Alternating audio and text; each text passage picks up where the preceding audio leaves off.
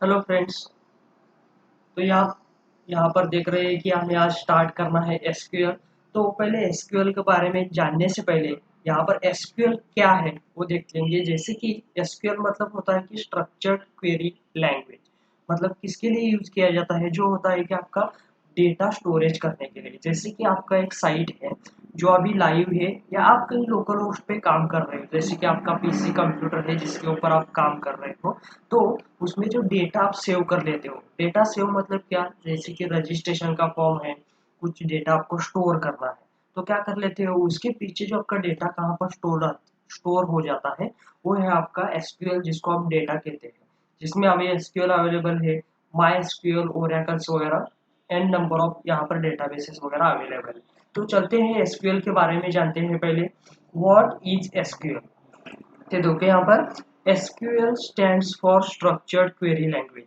Structured query language क्यों बोला इसको, कि एक स्ट्रक्चर है जिसको अभी यहाँ पर आपको फॉलो करना है। जैसे कि पहले आपके पास डेटाबेस क्रिएट होना चाहिए।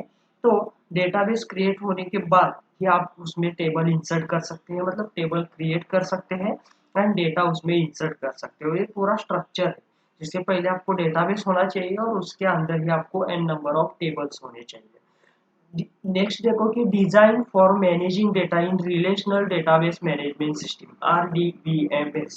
अगर आप बी कंप्यूटर वगैरह उस बैकग्राउंड से है तो आपको कॉलेज लेवल में यहाँ पर RDBMS हुआ है, जिसके अंदर एसक्यूएल क्वेरी हम ब्लैक विंडो पे फायर कर देते थे, मतलब माई एसक्यूएल क्लाइंट यूज करके वहाँ पर। तो रिलेशनल डेटाबेस मैनेजमेंट सिस्टम मतलब यहाँ पर डेटाबेस पूरा मैनेज करना है, यहाँ पर जिसके अंदर रिलेशन होता है डेटाबेस, टेबल एंड टेबल के अंदर का डेटा का। ओके। तो it is pronounce as SQL और समटाइम्स सीक्वेल। मतलब एसक्यूएल को आप सीक्वेल भी कहा बोल सकते हो यहाँ पर। SQL is a database language.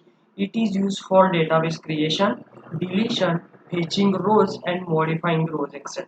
तो यहाँ पर आपको स्टेप देखो, पहले डेटाबेस क्रिएट कर सकते हो, डेटाबेस डिलीट कर सकते हो, डेटा फेच मतलब फेचिंग रोज मतलब क्या होता है कि यहाँ पर आप डेटा क्या कर सकते हो, डिस्प्ले कर सकते हो, मतलब आपको डेटा देख सकते हो यहाँ पर। उसके बाद मॉडिफाई करना है, जैसे कि आपको डेटा एडिट करना है, डिलीट करना है, कुछ चेंजेस वगैरह करने हैं उसमें, कुछ डेटा अल्टर करना है, टेबल्स वगैरह, तो यहाँ पर होगा आपका मॉडिफाई। ओके। तो SQL is based on relational algebra and tuple relational character. जैसे कि यहाँ पर बोला कि मैंने रिलेशन होता है आपके यहाँ पर डेटाबेस और टेबल्स के अंदर, तो इसके लिए relational algebra and tuple relational character, जैसे कि PL SQL वगैरह हमें इसके बाद भी यूज करना है, जो क्या करेंगे हम उसके अंदर आपके फंक्शन, ट्रिगर, प्रोसीजर्स वगैरह होते हैं जो कैलकुलेशन के टाइम आपको ऑटोमेटिकली यूज कर दिए जाते हैं। ओके। तो इस टाइप से हमें स्ट्रक्चर यूज करना पड़ता है, एसक्यूएल यूज करना पड़ता है। तो SQL stand for structured query language designed for managing data in relational database management system, RDBMS. It is pronounced as SQL or sometimes SQL. SQL is database language. It is used for database creation, deletion, fetching rows and modifying rows. Okay. SQL is based on relational algebra and tuple relation calculus. Okay. तो इस type से आप क्या कर सकते हो, database use कर सकते हो या एसक्यूएल यूज कर सकते हो। Why SQL is required? तो देखो यहाँ पर create new databases, tables and views. मतलब आप डेटाबेस क्रिएट कर सकते हो, डेटाबेस के अंदर टेबल्स क्रिएट कर सकते हो एंड व्यूज। व्यूज मतलब क्या, जैसे कि आपको कुछ डेटा वगैरह कंबाइन करके आपको क्या करना है, व्यूज क्रिएट करने हैं, टेबल डिस्प्ले करने हैं।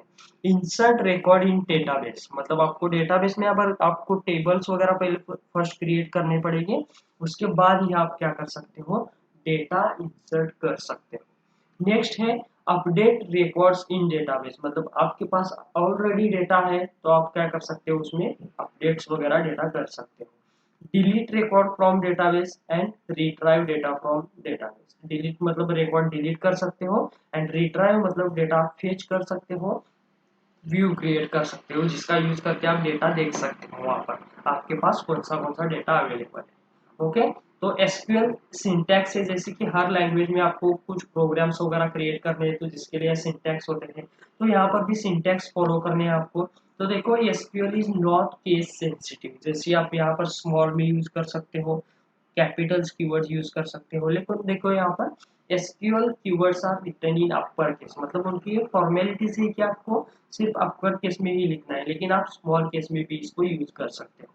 देखो, we can place a single SQL statement on one और मल्टीपल टेक्स्ट लाइन, मतलब आपको जो क्वेरी फायर करनी है, कंसिडर करो आपको टेबल क्रिएट करना है, टेबल के अंदर डेटा इंसर्ट करना है, वो जो क्वेरी होती है वो आप वन लाइन या और मल्टीपल लाइन में डाल सकते हो। सिर्फ आपको लास्ट में क्या करना है, सेमीकोलन लिखना है, ताकि वो क्या समझ में आ जाता है कि यहाँ पर आपका क्वेरी एंड हुआ है। तो लास्ट हमारा वही है कि SQL statements are started with any of SQL commands और कीवर्ड्स, मतलब ये अभी फिक्स कीवर्ड है जिनको अभी यूज करना है, जैसे कि select, insert, update, delete, alter, drop etcetera, और भी है जो हम प्रैक्टिकल टाइम यूज करेंगे।